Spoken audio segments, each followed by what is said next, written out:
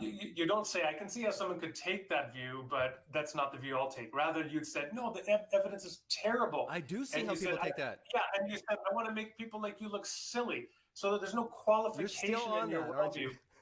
Well, which just comes back to, I mean, this is actually pretty basic. This is the fact that the way that you interact is kind of the way that a Christian fundamentalist would interact with another person, where they think, either you agree with me and you're a rational, good person, or you disagree with me and you're irrational. Does that bother you if I think you're irrational? Does that bother you if I think you're irrational? Does that bother you?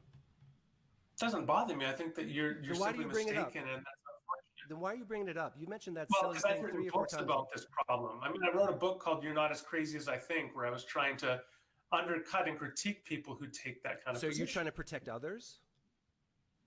No, I'm trying to raise the level of public discourse and have people across deep divides and binary oppositions recognize that people can be rational and disagree with one another. See, and I don't hear you willing to take that position. You don't hear me willing to take the position that you could be rational?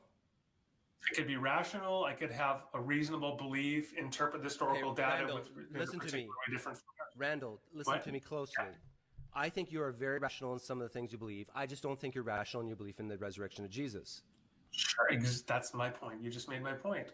And so, okay, but what's the problem with that? There's probably things you think I'm irrational. Do you think I'm rational for believing Jesus didn't rise from the dead? I think that, I don't know about you enough. I know that there are people who rationally believe Jesus based didn't on our rise from the dead. conversation and based on my evidence. Answer my question. Do you think I'm rational for not believing that Jesus rose from the dead?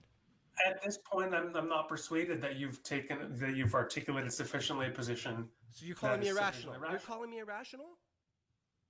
Well, I presented an argument for you when I think what you presented was an ad hoc story that was cobbled together. Well, how about this instead of an ad hoc story? How about the Oxford Annotated Bible, a well-respected Bible by many historians, that says, and I quote, neither the evangelists nor their first readers engaged in historical analysis. What does that mean? They're not primarily doing history. Their aim was to confirm Christian faith. That was their aim. What does that sound like? Propaganda. Scholars... Oh my goodness.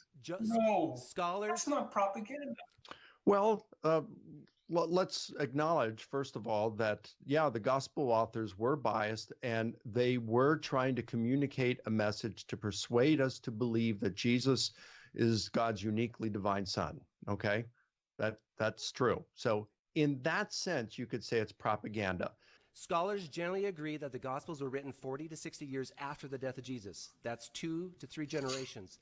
They thus do not present eyewitness or contemporary accounts of Jesus' life or teachings. So let me ask you, is the Oxford Annotated Bible rational for their belief that the Gospels do not present eyewitness or contemporary accounts, that they weren't engaged in historical analysis, and that their aim was to confirm Christian faith?